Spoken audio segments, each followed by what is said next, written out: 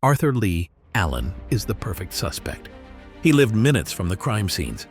He had bloody knives in his car. He told a friend he wanted to hunt humans for sport. After the 2007 film Zodiac, 9 out of 10 Americans believe the case was solved. But 100% of the forensic evidence says it wasn't. The fingerprints found in the victim's blood aren't his. The DNA recovered from the killer's letters isn't his. The handwriting on the taunting messages isn't his. So either the most famous serial killer in American history outsmarted forensic science, or we've been hunting a ghost. For over 50 years, the Zodiac Killer has been America's most infamous unsolved case. The story we've been told goes like this. Between 1968 and 1969, a genius-level psychopath terrorized the San Francisco Bay Area. He killed at least 5 people, though he claimed 37. He sent encrypted letters to newspapers, threatening to blow up school buses if they didn't publish his ciphers. He wore a bizarre executioner's hood. He mocked the police in his correspondence, signing his letters with a crossed circle symbol that became the icon of terror. And then, he vanished. The prime suspect has always been Arthur Leigh Allen, a convicted child molester who died in 1992, just days before police were set to arrest him. The case against Allen was built by Robert Graysmith, a cartoonist at the San Francisco Chronicle who became obsessed with the case. His book Zodiac became a bestseller. David Fincher's 2007 film turned it into gospel. To most Americans, the case is solved in everything but name. Arthur Leigh Allen was the Zodiac. He just got away with it. But there's something Robert Graysmith didn't tell you in his book, something the movie left out. Here's what actually happened. In October 1969, a cab driver named Paul Stine was shot in the head in San Francisco's Presidio Heights neighborhood. The killer tore a piece of Stine's bloody shirt and mailed it to the San Francisco Chronicle to prove he was responsible. 3 teenagers watched from a window across the street. They saw the killer wipe down the cab. They gave police a detailed description: white male, crew cut, stocky build, glasses. Officers Don Fook and Eric Zelms arrived on scene within minutes. They drove slowly through the neighborhood, looking for the suspect. And they saw him, a white male walking away from the crime scene, wiping his hands on his pants. They slowed down, looked at him, and kept driving. Why? Because the police dispatcher had made a mistake. She'd broadcast the suspect description as a black male. The officers were looking for the wrong person. That was the closest anyone ever got to the Zodiac Killer. But here's the thing. The man Officer Fook described, stocky, lumbering gait, pleated pants, didn't match Arthur Leigh Allen. Allen was 6 feet tall and over 200 pounds by 1969. The man Fook saw was shorter, lighter. And those fingerprints left in Paul Stine's blood, the ones the witnesses saw the killer touch, they don't match Arthur Leigh Allen. They don't match any of the prime suspects. To understand what we're really dealing with, you need to see the crimes the way they actually happened. Not the Hollywood version, the real version. A gravel turnout on a lover's lane outside Berryessa, California. It's freezing, maybe 30 degrees. The ground is hard, frozen gravel. There are no streetlights. The only sound is the distant hum of Interstate 680. David Faraday was an Eagle Scout, 17 years old. He'd borrowed his mother's station wagon for his first real date with Betty Lou Jensen, a quiet, artistic 16-year-old who loved to draw. They're parked, talking, listening to the radio. A car pulls up. A figure emerges. No warning, no conversation. David is shot in the head as he exits the car. Betty Lou runs. She makes it 28 feet into the dark field before she's shot 5 times in the back with a .22 caliber pistol. It's Christmas week. Their bodies are found on the frozen gravel. No letter follows this murder. No phone call. No Zodiac. For 7 months, this is just a tragic, unsolved double homicide. Independence Day, Vallejo, California. It's warm, about 70 degrees. The smell of BBQ smoke and sulfur from fireworks hangs in the air. Darlene Ferrin was 22, a vivacious waitress, a mother. Everyone knew her at the diner. She's parked in the lot of Blue Rock Springs Park with Michael Mageau, 19. It's midnight. A car pulls up behind them, blinds them with a high-powered flashlight. A man emerges and opens fire with a 9mm handgun. He shoots them both, walks back to his car. Then hears Mageau groaning in the darkness. He comes back and shoots them again. Michael Mageau survives. Darlene Ferrin dies. 40 minutes later, a payphone near Vallejo Police Department rings. A calm, deliberate voice says, "I want to report a double murder. If you will go 1 mile east on Columbus Parkway, you will find the kids in a brown car. They were shot with a 9mm Luger. I also killed those kids last year. Goodbye." This is the birth of the Zodiac. The caller just linked 2 unrelated crimes, one with a .22, one with a 9mm, and created a serial killer. This one breaks the pattern completely. It's a Saturday afternoon, warm sun, the smell of pine needles and lake water. Families are swimming nearby. Brian Hartnell and Cecilia Shepard, both college students, are having a picnic at an isolated cove.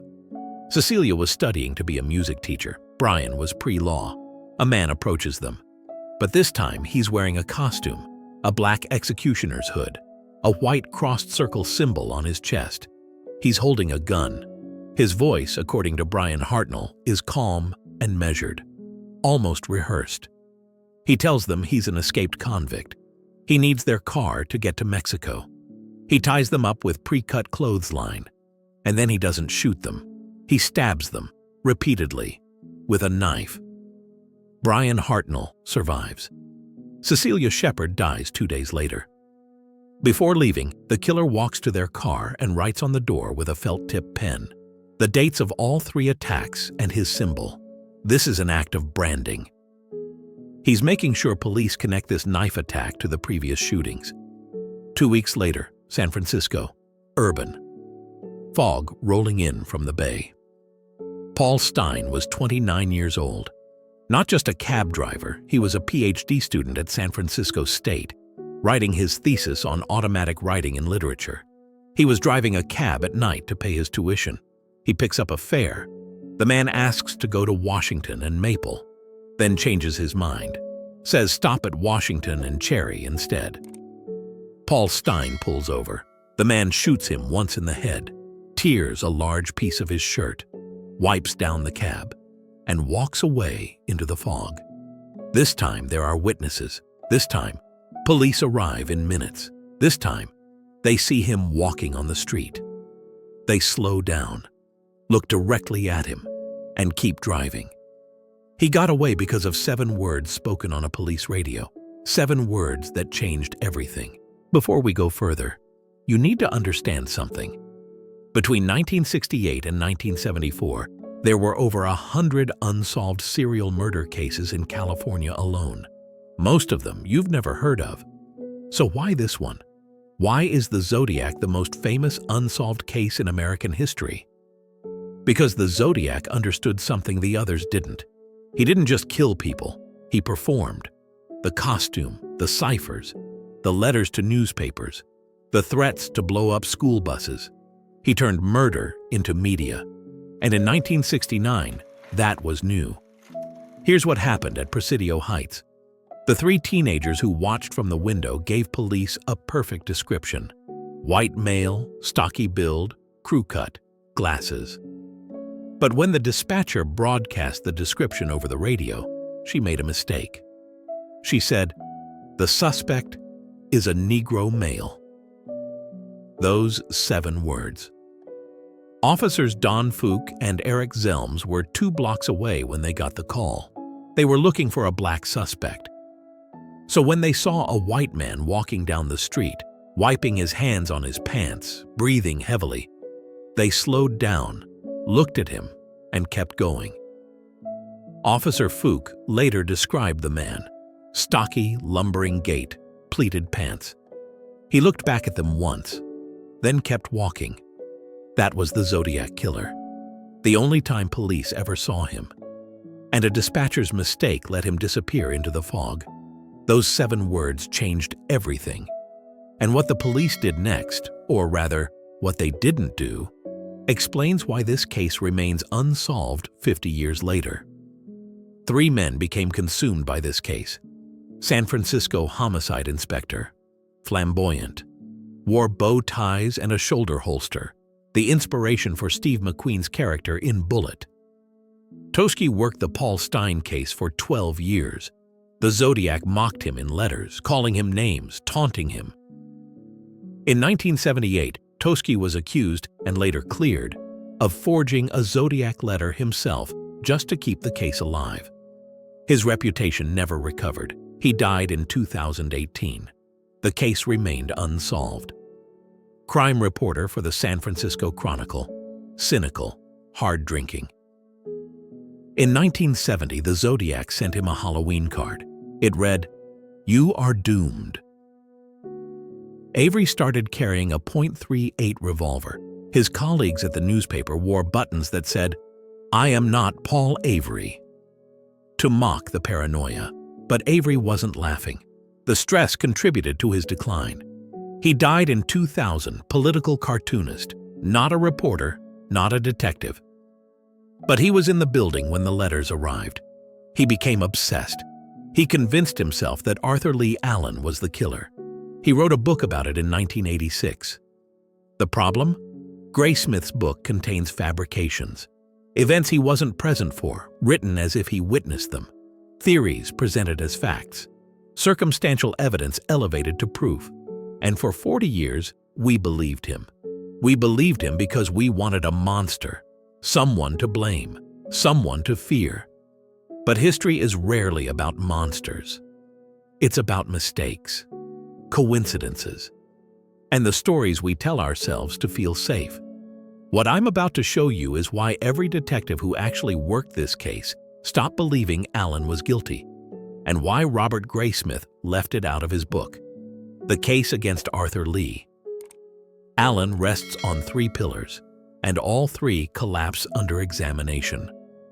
In August 1971, detectives interviewed Allen.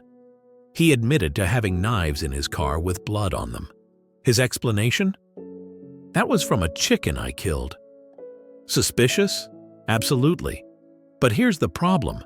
The bloody fingerprints from Paul Stine's cab, witnessed being left by the killer, do not match Arthur Leigh Allen. To believe Allen is guilty, you'd have to believe an innocent person came along seconds after the murder and touched the wet blood in the exact spots the killer had just wiped. Strike 1. In 2002, forensic scientists extracted DNA from the saliva on the stamps the Zodiac licked. It's a partial profile, not perfect but usable. Think of DNA like a license plate. A full profile is ABC-1234. A partial profile is just 123. Arthur Leigh Allen's DNA was 456. It didn't match. Now, skeptics argue the DNA could be contaminated.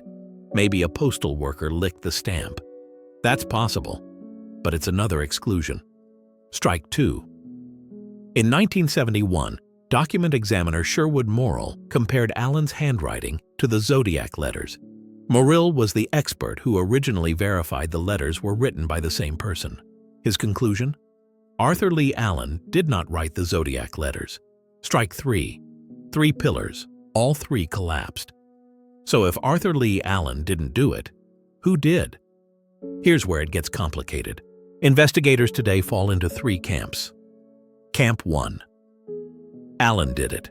The forensics are wrong or contaminated. Sometimes guilty people get lucky. Camp 2. A single unknown killer exists. The fingerprints will eventually match someone in a database. It's just a matter of time. Camp 3. The Zodiac was a story, not a person. Multiple killers, one letter writer. A myth stitched together from unrelated tragedies. The evidence?